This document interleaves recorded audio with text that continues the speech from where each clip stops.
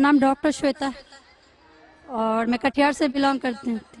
और मैं जाकिर साहब से पूछना चाहूँगी कि मैंने 10 साल से पीस टीवी देख रही हूँ और मुझे खुशी है कि आज मैं उनसे रूबरू हो रही हूँ। और सबसे पहला सवाल ये है कि ऊपर वाला जब सबको, चाहे वो हिंदू हो, मुस्लिम हो, सिख हो, ईसाई हो, सबको बनाया, तो फिर सबसे ज्यादा मुस्लिमों को क्यों हिकारत की निगाह से अदर्स रिलीजन्स वाले देखते हैं? रीजन क्या है?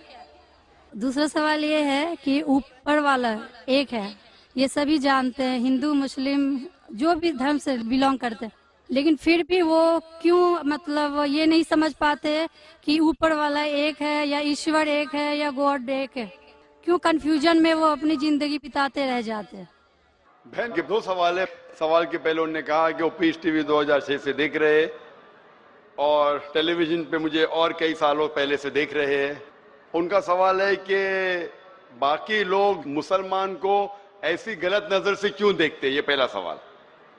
और दूसरा सवाल कि सब मजहब वाले जब जानते खुदा एक है तो एक खुदा में क्यों नहीं मानते।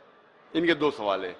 बहन, पहला सवाल जो आपका था कि लोग मुसलमान को गलत नजर से क्यों देखते हैं, इसकी मेन वजह है, जैसे मैंने पहले कहा, वो है मीडिया। आज मीडिया, जैसे मैंने कहा, सबसे ताकतवर टूल है, सबसे ताकतवर हथियार है। मीडिया आज एक हीरो को विलन बना सकता है, विलन को हीरो बना सकता है, दिन को रात, रात को दिन। तो ये मीडिया का खेल है, बहुत आसान है।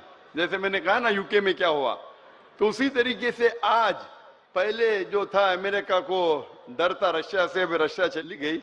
अभी खौफ है इस्लाम से कि अमन फैलेगा तो जो गलत काम कर रहे हैं वो मुमकिन ही नहीं।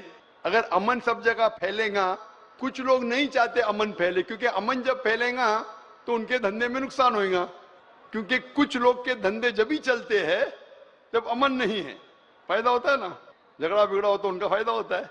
तो हर इंसान नहीं चाहता है अमन हो। बात करेंगे अमन की, वॉर फॉर पीस, एक्चुअली कर रहे वॉर ऑन पीस। हम जंग लड़ रहे अमन के लिए, वो अमन के लिए नहीं जंग लड़ रहे हैं, अमन को खत्म करने के लिए जंग लड़ रहे। Not war for peace, war on peace. अमन को कायम करने के लिए जंग नहीं लड़ रहे, अमन को खत्म करने के लिए जंग लड़ रहे। तो ये मीडिया है बहन, मीडिया इतना पावरफुल है, इसीलिए मैं कहता हूं मुसलमान मीडिया में पीछे है। हमको मीडिया के जरिए सही पैगाम पहुंचाना चाहिए। बहन, आप देख रहे पीस टीवी 6 साल से पहले, उसके पहले आपने दिगर चैनलों पे मुझे देखा। मैं पूछना चाहता हूं आपसे, आपको कैसा लगता है इस्लाम का मतलब पीस टीवी देखने के बाद? आपके क्या ख्यालात है इस्लाम के बारे में? मैं बचपन से ही एक चीज के खिलाफ रही हूँ कि मूर्ति पूजा, जो कि हमें कभी भी पसंद नहीं पड़ा। जो ऊपर वाला हमें बनाया, तो हम जिसको बना के पूछते हैं उसमें शक्ति कैसे हो सकती है?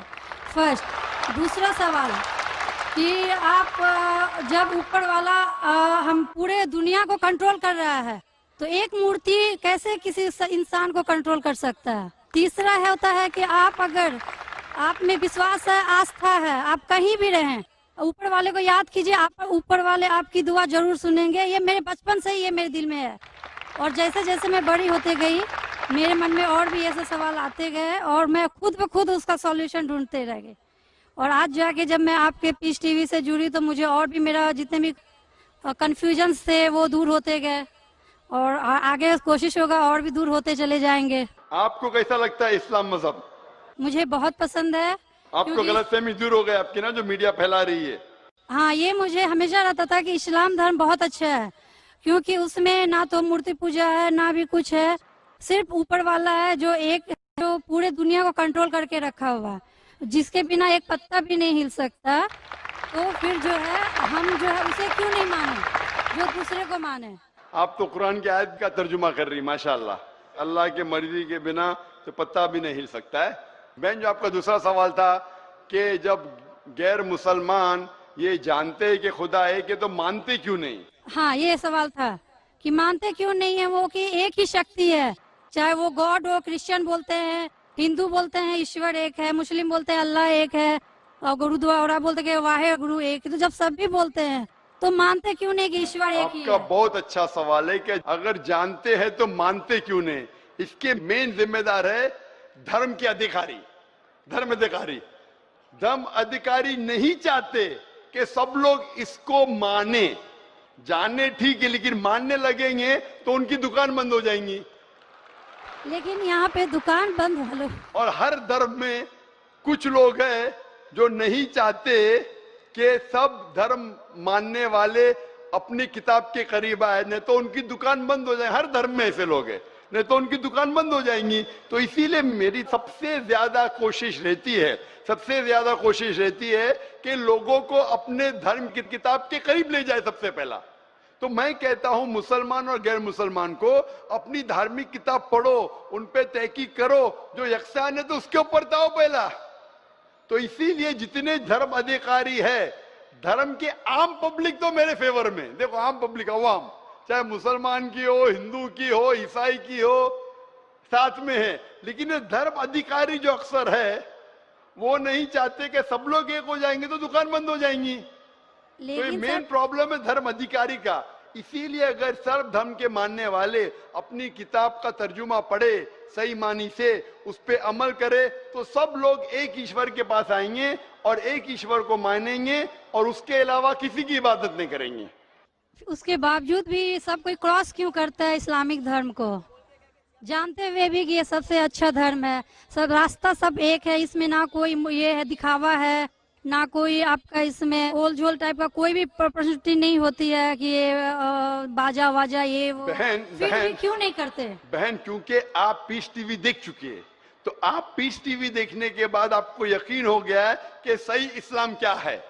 बाकी चैनल सही इस्लाम नहीं दिखा रही। बाकी चैनल दिखाते हैं कि मुसलमान टेररिस्ट है, मुसलमान दहशतगर्द है, मुसलमान जलील करते, मुसलमान ये करते, खवातीन को हक नहीं देते।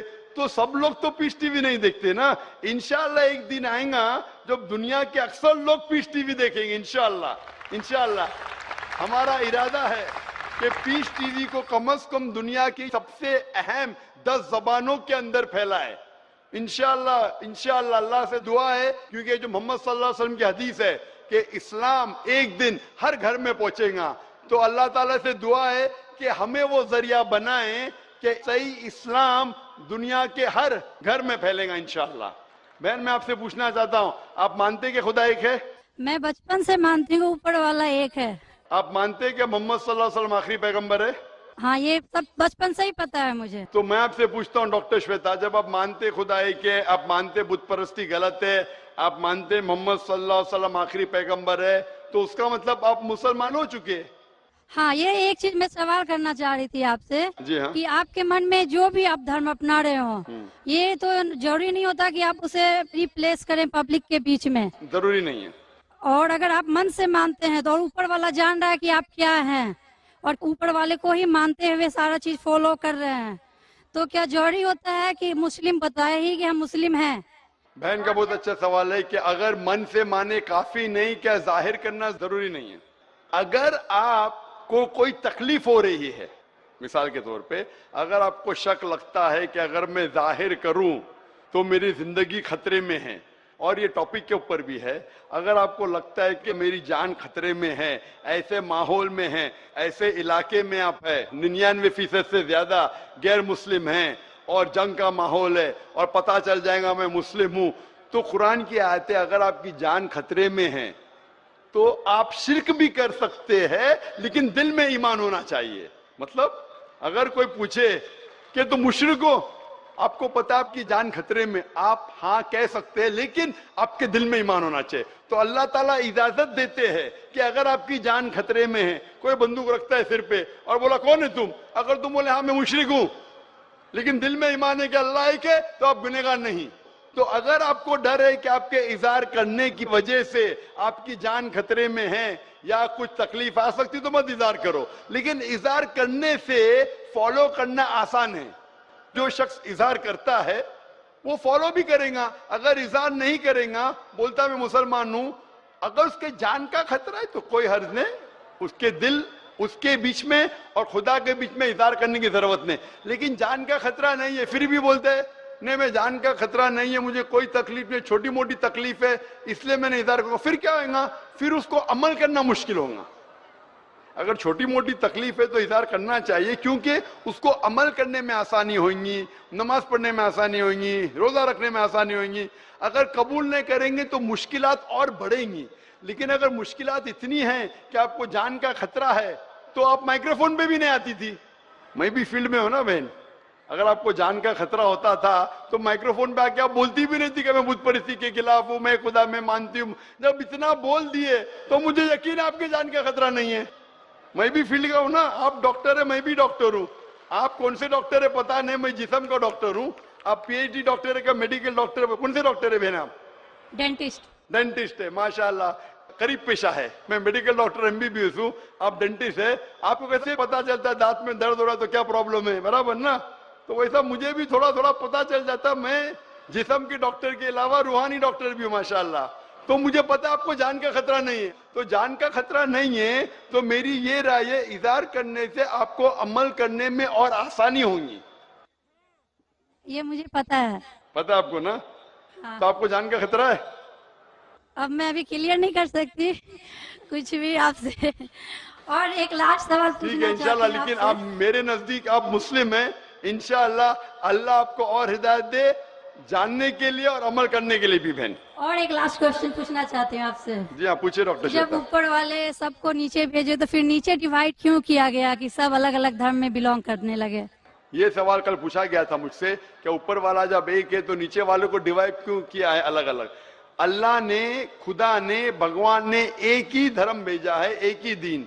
कुरान में लिखा है सूरह अल इमरान में सूरह नंबर 3 आयत नंबर 19 में, इन्ना दीना इंदल्लाहिल इस्लाम, के अल्लाह के नजदीक एक ही दीन, एक ही मजहब सही है, वो है इस्लाम, जिसके मानी है अमन शांति हासिल करना अल्लाह के पैगाम पे अमल करने के बाद। तो जो भी अल्लाह खुदा ईश्वर के पैगाम पे अमल करता है और अमन हासिल करता है उसे अरबी में कहते मुस्लिम।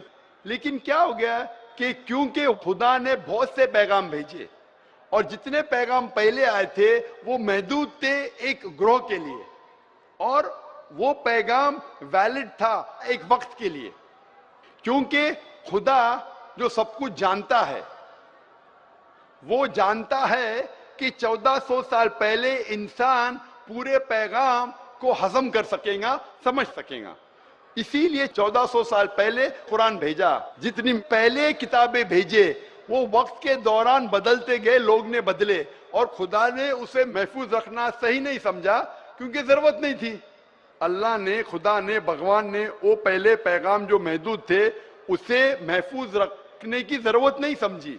लेकिन क्योंकि आखिरी पैगाम कुरान 1400 साल पहले जब भेजा, कुरान में अल्लाह लिखते हैं सूरह हिजर में सूरह 15 आयत नंबर 9 में कि हमने कुरान नाजिल किया है और हम इसे महफूज रखेंगे, क्योंकि ये आखिरी पैगाम है, इसके बाद कोई पैगाम नहीं आने वाला है। इसीलिए वो सिर्फ एक ग्रोह के लिए नहीं है, सिर्फ मुसलमान के लिए नहीं, सिर्फ अरबों के लिए नहीं, सारे इंसानों के लिए, और सिर्फ एक वक्त के लिए महदूद नहीं, ता क़यामत है।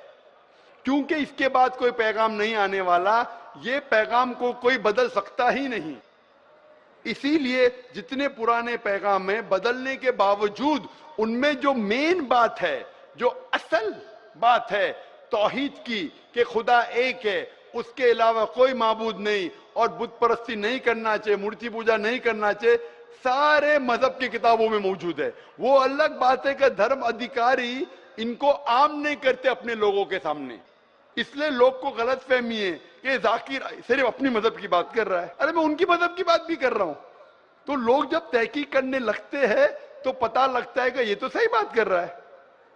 तो एक चीज अल्लाह ने किया है, अल्हम्दुलिल्लाह, भगवान ने, ईश्वर ने, कि ये मेन पैगाम तौहीद का महफूज रखा है, और इसमें यह भी महफूज रखा है कि आखिरी पैगंबर आने वाले मोहम्मद सल्लल्लाहु अलैहि वसल्लम है। Hope that answers the question.